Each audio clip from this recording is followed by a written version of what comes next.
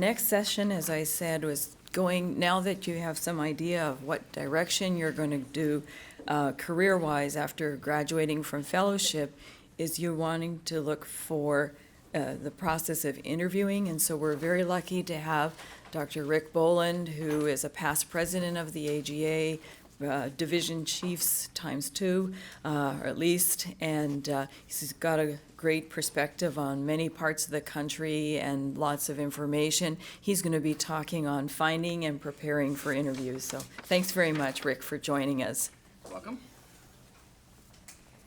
I'm not sure why I was considered to have any expertise in this. I mean, I've done some interviews this way, but when I got a request to do this from Dr. Boland, I didn't think I could say no. Okay, so I'm not going to really, I mean, you've done interviews before, and I'm not going to tell you how to sit down and look someone in the eye and, you know, be an honest person. But really, an awful lot of doing an interview properly is getting the preparation right. So let's talk about what you would do as you're getting started. And this is not rocket science. The first thing is, and you've had some other people talk to you already about that this morning. So what are you looking for? So you got to you don't want to go into an interview saying, well, I'm not sure what I want to do. I mean, you really, at least for that moment, you better be pretty sure of what you want to do. You're looking for an academic job, a private practice job, some combination of that, big group, small group. Think about it. I suppose that there are still options of subspecialty versus multi-specialty. In other words, everybody's a GI, or it's a multi-specialty practice like Kaiser is. Are you interested in HMO? Kind of, there's some appeal with HMOs. Back in the old days, that was not considered to be a very interesting career. It really is now. And are you interested in a hospital-based or an ASC-based? And as you heard, there are hospitalists in some places who just come in and do the inpatient kinds of stuff.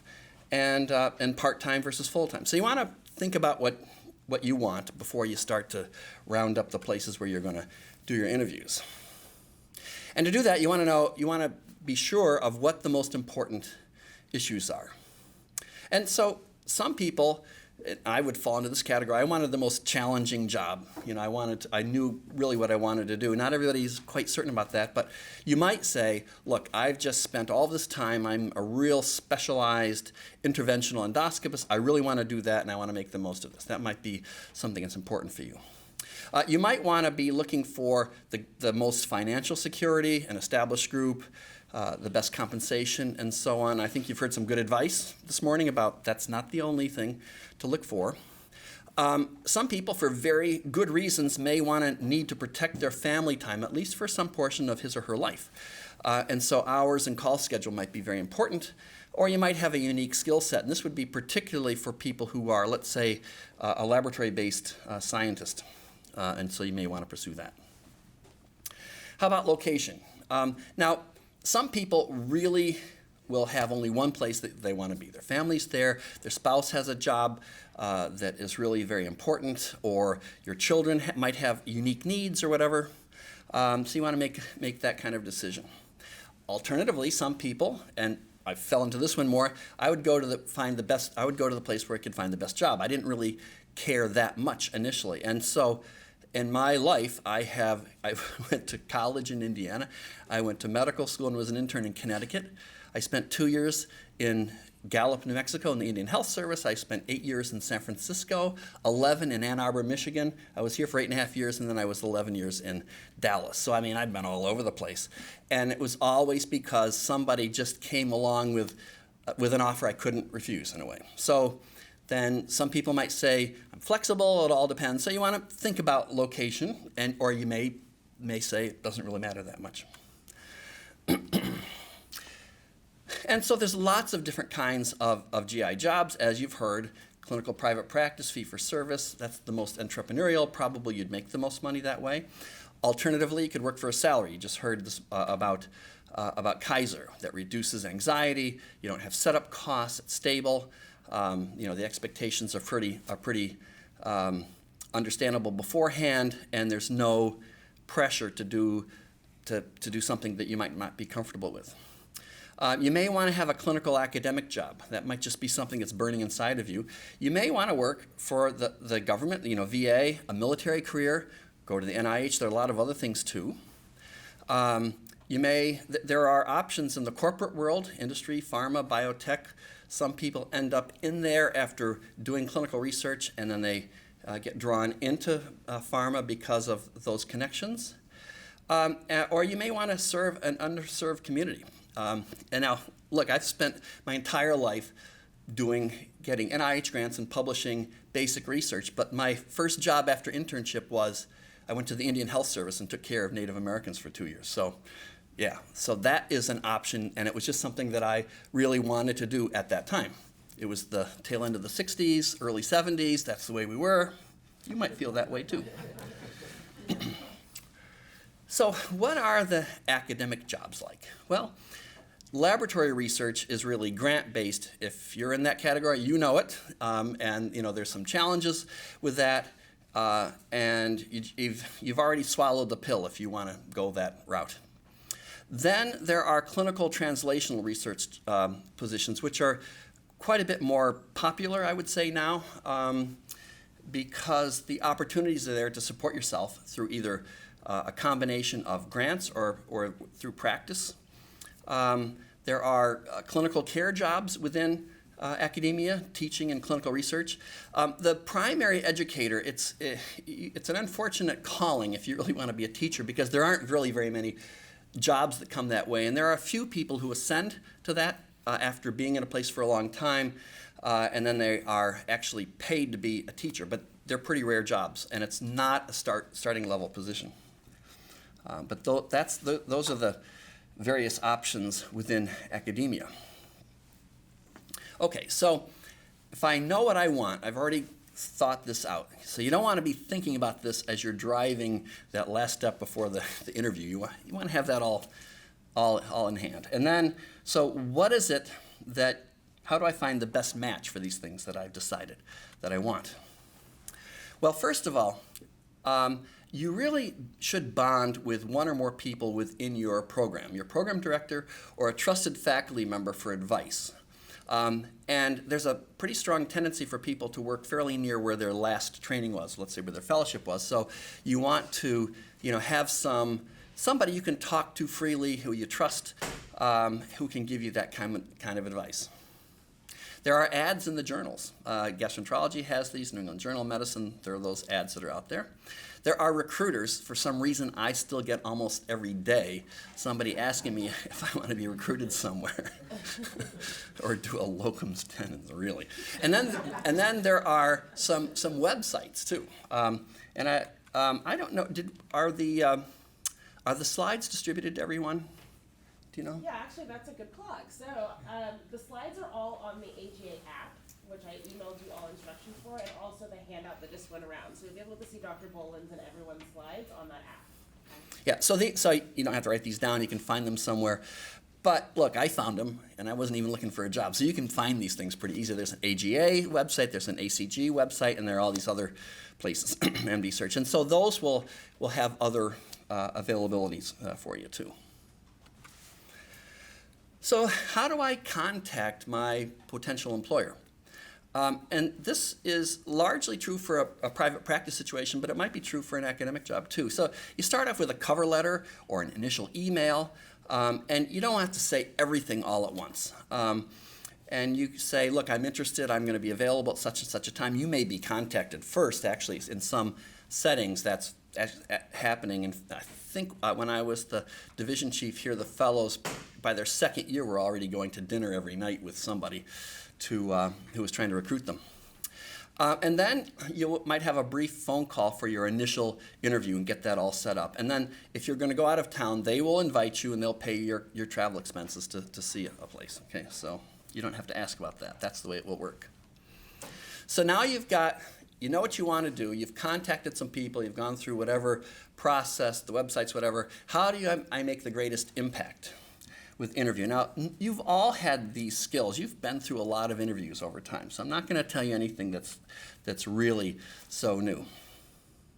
But first of all, you really have to believe you're the best person. I mean, that's really going to be your key to presenting yourself well. Think about that job. Is that the right match for you? And eventually you'll come to the conclusion you're the best person. So that you should go in with a sense of confidence that falls well short of arrogance, unless you're running for president, but it still works. You should be polite but not obsequious, you know. So, and you also want to make sure you've got your right CV. I've seen probably a few thousand CVs, many thousands of CVs. And it's amazing how it's not often right. Like, I really don't care if you like to bicycle. Well, it's okay, but I don't need to know that. And if it's on your CV, I'm wondering, did you really think you needed to add that in there? So for clinical jobs, you want to highlight what experiences and skills that you have. And for research jobs, it's about the publications. I mean, that's really what that's all about. And also, wherever you're interviewing, they're going to want some references. I guarantee you, if somebody's going to hire you, they're going to call somebody and ask how you're doing. So you better be prepared to answer that. And if there are half a dozen people you don't want them to call, that might be a problem. But it'd be really good if someone really knows your skill sets and is really, really high on your performance, then that's really the person that you want to say, this is the person to call. Also keep in mind that we're a very interconnected community. So when you're going to interview someplace, the person who's interviewing you probably knows somebody where you are. So you want to be careful, and it's probably just a general bit of advice for your whole career is don't get too many people too angry with you along the way, because that might be the person who gets called. Okay, so the CV or the resume, it's the coin of the realm for the rest of your career. People will always say, send me your CV, whatever it is. You know, we want to invite you, send me your CV. We want to recruit you, send me your CV. They're always asking for that. So you want to keep that up to date. And if it looks sloppy, it really reflects badly on you. So I see this all the time where the references are misnumbered or something's in press for 2003. You know, it's like somebody isn't taking care of business. Include all of your appropriate strengths. As I said, your hobbies are not that, I mean, it's pretty unlikely unless there's some unique thing that I'm not thinking of, but usually your hobbies aren't considered important parts of your CV. Keep it focused. Don't overstuff it. And it may not be that important that you ran a runaway dog clinic when you were in high school or something. You know, I mean, keep it on target. And as you move along in life, you may want to tidy it up and focus it and make sure you got the things that are important on there and get rid of the stuff that gets to be less and less important. And make sure that the important issues are visible. Sometimes just trimming it down and getting it focused and clean and to the point will be helpful. So when you're being interviewed, you're going to be judged first on your ability to get along with everybody, your affability. It's really an important issue because, you know, you can have your people that you practice with are your business partners, they're people that you spend a lot of time with, and they're going to look for how easy is it for me to trust this person who's going to be working with me. If you're a division chief and you're recruiting faculty, you may be willing to overlook eccentricities in favor of certain expertise. As Heather was pointing out, you occasionally accumulate some tough characters this way, but maybe that's what you want in an academic world. But in a practice world, you really don't want to have those kinds of personalities in there. So you want to come across, don't bother trying to show them that you are so good that you're going to make every diagnosis and never make a mistake, because they'll know nobody can really do that. They really want to know, are you the kind of person you can talk with and who you'll trust? And when you go home at night and you're signing out to this person, that person will be reliable. And I'll have to tell you, when I was in the Indian Health Service, there were some nights when I went home and the person who I knew was on call, I didn't trust at all, and I would tell the nurses, just give me a call if anything happens here, you know. So your partners are going to be people you're going to be living with, and you're going to all have ethical and even legal responsibilities to take care of all those patients. So competence is essential, but you need to convey this, and it needs to be sort of verifiable. Whatever you're saying about yourself, you're hoping that this person, your reference, is going to back that up and say, yeah, that's the way this person is. And you don't want the first questions, if somebody comes in and the first questions are salary and time off, that's probably not a good thing. It'll eventually come up, but don't start out that way. It'll be obvious that maybe you're not the person they're looking for.